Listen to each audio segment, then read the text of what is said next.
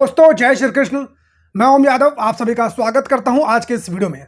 दोस्तों आज के इस वीडियो में मैं आप सभी लोगों से बात करने वाला हूं यादवों के लिए पौराणिक दृष्टिकोण से सबसे ज्यादा महत्वपूर्ण किताब गर्ग संहिता के बारे में। ये दोस्तों मेरे हाथों में आप देख सकते हैं, ये है गर्ग संहिता।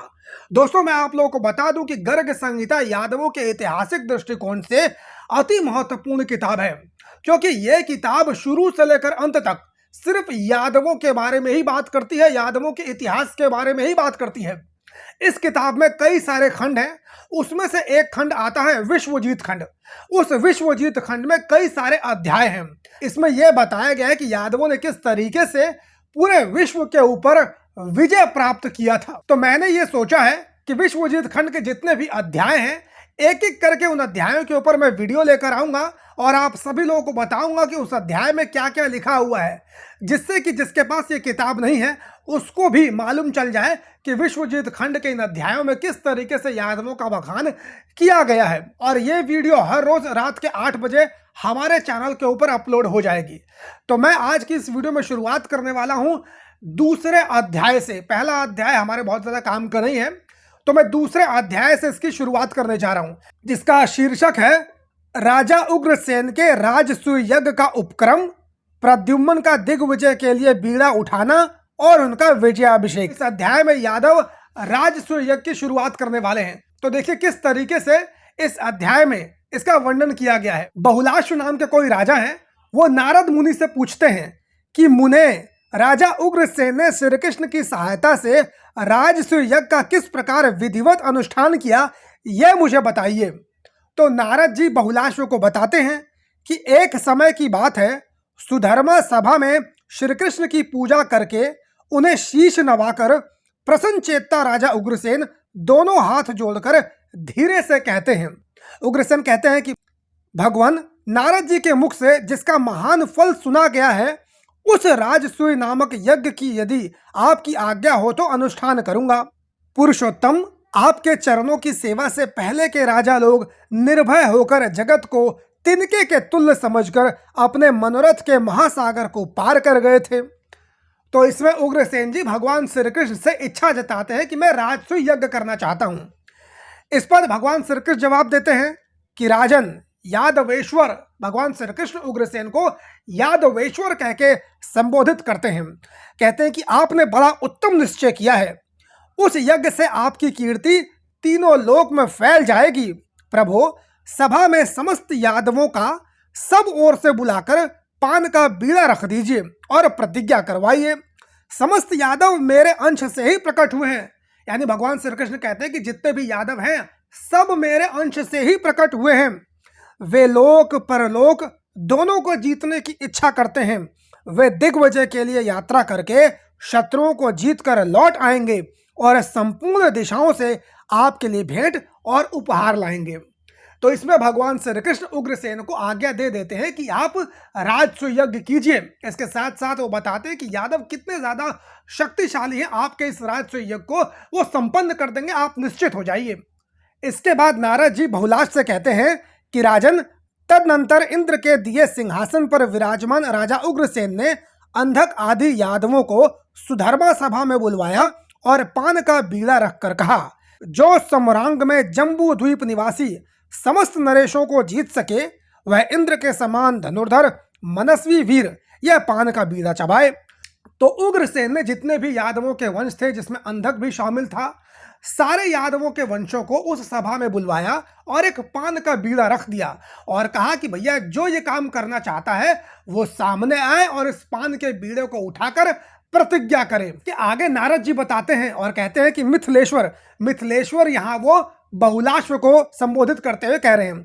वो कहते हैं कि यह सुनकर अन्य राजा तो चुपचाप बैठे रह गए, किंतु शंबर शत्रु रुक्मणी नंदन महात्मा प्रद्युम्न ने ही सबसे पहले राजा को प्रणाम करके यह पान का बीड़ा उठा लिया। यानी भगवान श्री कृष्ण के जो पुत्र थे वो आगे आए और उन्होंने इस पान के बीड़ा को उठा लिया। बोले कि मैं समर भूमि में जम्बू द्वीप निवासी समस्त राजाओं को जीतकर उनसे बलपूर्वक भेंट लेकर लौट आऊंगा। यदि मैं यह कार्य नहीं कर सकूं तो मुझे अगम्या स्त्री के साथ गमन का, कपिला, गौ, ब्राह्मण, गुरु तथा गर्भस्थ शिशु के वध का पाप लगे। इसके बाद नारद जी आगे की स्टोरी बताते हुए बहुलाश्व से कहते हैं कि राजन, शंभरारी प्रद्युम्न का यह वचन सुनकर समस्त यूथपति बहुत अच्छा कहकर साधुवाद देने लगे और उन सबके सामने ही यदुकुल तिलक प्रद्युम्न ही दिग्विजय का बीड़ा उठाया।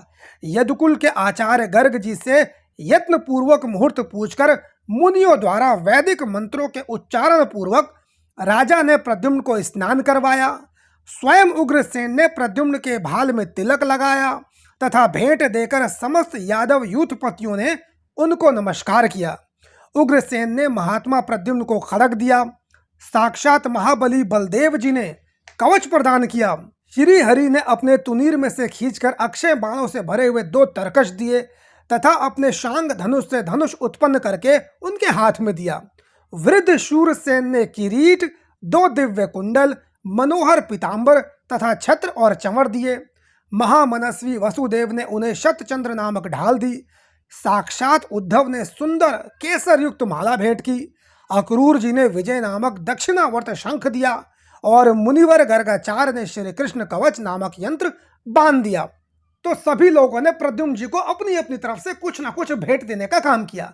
इसके बाद उसी समय लोकपालों सहित देवराज इंद्र मन में कौतुक लिए आ गए। इसके बाद ब्रह्मा, शिव तथा देवर्षि गण भी पधारे। शूलधारी शिव ने प्रद्युम्न को अग्नि के समान तेजस्वी त्रिशूल दिया। भगवान शिव जी ने यहाँ पर त्रिशूल देने का काम किया। महाराज ब्रह्मा जी ने पद्मराग नामक मस्तक के धारण करने योग्य मणि दी। वरुण ने पाश, शक्तिधारी स्कंद ने शत्रु विनाशनी शक्ति, वायु ने 2 दिव्य व्यंजन और यमराज ने यमदंड दिए। सूर्य ने बड़ी भारी गदा, कुबेर ने रत्नों की माला, चंद्रमा ने चंद्र कांति मणि तथा अग्निदेव ने परिघ प्रदान किए। पृथ्वी ने 2 योगमयी दिव्य पादुकाएं दी तथा वेगशालिनी भद्रकाली ने प्रद्युम्न को माला भेंट की। ने महात्मा प्रद्युम्न को सहस्त्रों ध्वज से सुशोभित महादिव्य रत्नमय विजय दिलाने वाला रथ प्रदान किया। उस समय शंख और दुंदुबियां बजने लगी, ताल और वीणा आदि के शब्द होने लगे। जय जयकार की ध्वनि से युक्त मृदंग और वेणुओं के उत्तम नाद से तथा वेद मंत्रों के घोष से वहां का स्थान गूंज उठा। मोतियों की वर्षा के साथ खील और फूलों की वृष्टि होने लगी। देवताओं ने प्रद्युम्न के ऊपर पुष्पों की झड़ी लगा दी। तो इस तरीके से भगवान श्री कृष्ण के पुत्र प्रद्युम्न जी को राजसूय यज्ञ के लिए विश्व जीत करने के लिए तैयार किया गया। जितने भी देवी देवता थे अपनी अपनी तरफ से कुछ ना कुछ प्रद्युम्न को विश्व विजय के लिए देने का काम किया। आज का अध्याय यहीं पर समाप्त होता है। अब तीसरे अध्याय की वीडियो कल रात को 8 बजे आएगी। इसका शीर्षक आप लोग सुन लीजिए। इसमें है प्रद्युम्न के नेतृत्व में दिग्विजय के लिए प्रस्थित हुई यादवों की गज सेना, अश्वसेना तथा योद्धाओं का वर्णन। तो कल के अध्याय में हम लोग बात करेंगे कि किस तरीके से यादवों की गज सेना और अश्वसेना प्रद्युम्न जी के नेतृत्व में विश्व विजय के लिए निकलती है और कौन कौन से योद्धा उनके साथ इस विश्व विजय में शामिल होते, इसका भी वर्णन किया जाएगा। तो कल 8 बजे वीडियो देखना बिल्कुल भी मत भूलिएगा और इस वीडियो को आप सभी लोगों ने सभी तक शेयर करने का काम जरूर करना है। चैनल को सब्सक्राइब ना किया हो सब्सक्राइब कर लीजिए और चैनल को सब्सक्राइब ना किया हो सब्सक्राइब कर लीजिए। फेसबुक, ट्विटर, इंस्टाग्राम, यहाँ पर मेरी आईडी आप सभी लोगों को मिल जाएगी, वहां पर जाकर मुझे फॉलो कर सकते हैं। धन्यवाद, जय हिंद।